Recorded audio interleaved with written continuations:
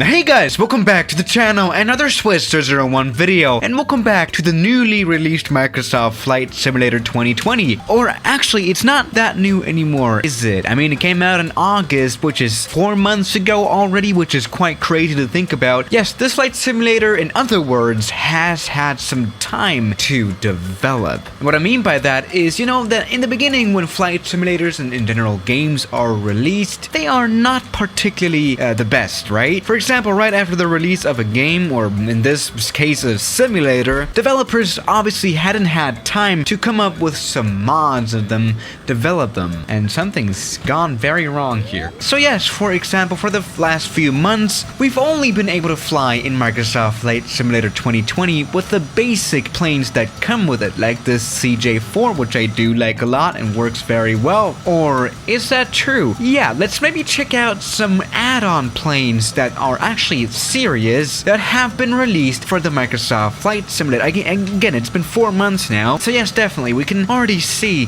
some more aircraft that we can actually buy on the stores. For example, let's actually go to the sim market page here of Microsoft Flight Simulator page aircraft. Obviously, you can also find sceneries, missions, light enhancements for the Flight Simulator as well. And let me just tell you, there are a lot more sceneries out there for the new Flight Simulator in comparison to aircraft, because aircraft tend to take longer to develop. Well, as you can see, we already have 7 products that we can officially buy in the official store, which is really interesting. But as you can see, these aircraft are not any, you know, Airbus A380 airliners or anything, and nothing complex to sum it up. For example, we have this Power Solo, a plane that I have never heard of before, genuinely, and obviously haven't flown ever. As you can tell, though, this is a really simple aircraft, which is the point. Obviously, such a simple aircraft does not take years to develop, obviously, which something like a proper 737 might just do, or maybe even a Concorde. They're actually coming up with a Concorde as well for the Flight Simulator at the moment. Those, you know, more complex planes are taking quite a while to develop, just compared to these more simple planes. So yeah, we've seen some, you know, propeller aircraft indeed. Or how about this Aerolite as well? An aircraft that I think is a little bit more interesting is this Blériot, which is a French plane, a very vintage plane, by the way. 1909, isn't that interesting? Is it worth $23? I don't know. But let's check out maybe a little bit more interesting add-on plane that we have for this flight simulator, which is probably the Eurofighter Typhoon. At least this one obviously is a jet plane. That one was released like a month ago and cost $18 on the store at the moment. So let's check out this add-on plane here. I've already downloaded it. Let's just go ahead and spawn it into the flight simulator. And after that, we can check out some freeware planes that you can get without paying any money, which is good. Alright, here is the Typhoon plane. I'm very much eager to check this plane out. I mean, this add-on plane here is next to this ghost ship, which I've also downloaded. Probably not particularly a very serious add-on or something. But alright, let's check out this Typhoon indeed. Where should we go? Let's maybe go to our, you know, classical testing airport, which is La Mole in France. Here it is, pretty small airport. Let's see if this pretty short runway of 1,200 meters or 3,700 feet is able to, you know, handle this Typhoon here. Alright, I can already hear some jet sounds in the background, so let's check our jet that we have here. Okay. Alright, welcome aboard the Eurofighter Typhoon, a plane that we can actually see quite a lot here in Europe. And this is actually, as you can tell, we're in the cockpit of this plane right now, and the buttons work, which is extremely amazing. This is one of the first add-on planes that actually have working buttons, but after all, this is, you know, a payware plane, so I definitely did expect some kind of working cockpit, obviously. Let's check out the plane from the outside. Looks very nice. And, well, I've never flown the Typhoon, the Eurofighter, so let's just fly it, which is something that we're basically here for. Let's go full power. Here we go. The flaps are set to take off, so let's take off indeed. Alright, 130 knots, 150 knots, there we go. We can take off, and we're going very fast. Already perfect. As you can see, this takeoff worked just fine, whatever. I don't think that's supposed to come up.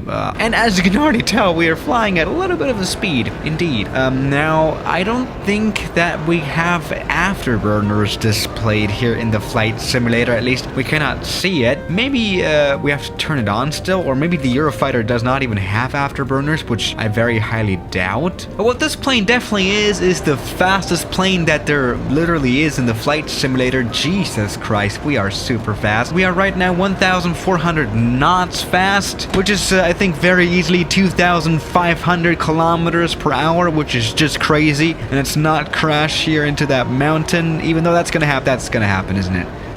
Alright, that was not a particularly good flight. Alright, this is one of the first proper add-ons that we can get for Microsoft Flight Simulator 2020. Is it good?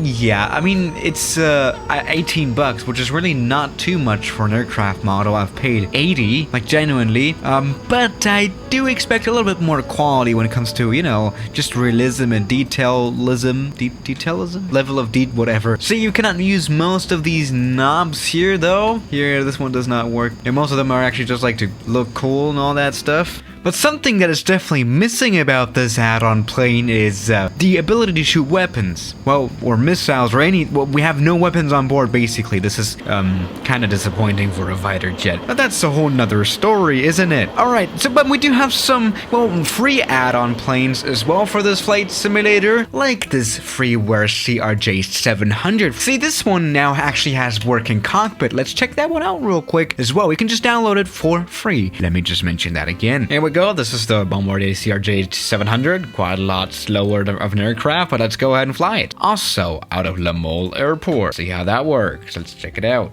And loading. That aircraft has crashed the whole flight simulator. That hasn't gone very well, has it?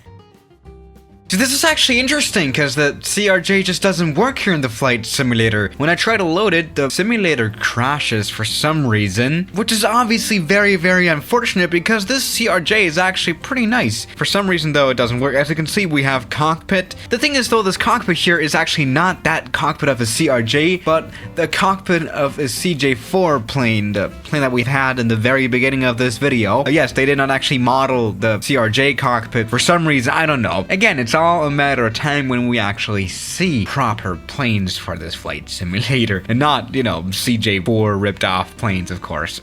Now, there was also a very major Airbus A330 release, like an actual pretty good A330, and well, this aircraft is not available at this time. I think they did have some issues with copyright and some bugs as well that played here as well. So, as of right now, the freeware situation of planes doesn't look particularly good. Let's try out a little bit more of an exotic plane, I guess, this Grumman Goose. Pretty new aircraft, December 22 was its release, so let's just try out this add-on plane, which we've already loaded in here in the flight simulator. Let's see what this free add-on gives us. Let's maybe go to daylight, because we don't want night. Okay, as you can see, this is the cockpit of the Grumman Goose. Again, a cockpit that actually works, and please, oh no, the engines have died. What have I done wrong? Something's definitely gone wrong. Okay, what I do like here definitely though is that, well, we have a fully functioning cockpit, which actually is very nice. No, this is actually a really, really nice aircraft, especially compared to that CRJ failure. I guess that model is just broken right now and will be fixed in a few weeks or days or something. But this is an aircraft that actually works quite well. Again, a propeller aircraft though that isn't particularly, well, complex, even though it does have a full-on cockpit. So that's alright. Let's maybe try taking off this plane. This is actually a tail dragger, which is what I'm scared of. You know, instead of a nose wheel, there's this tail wheel, and we're just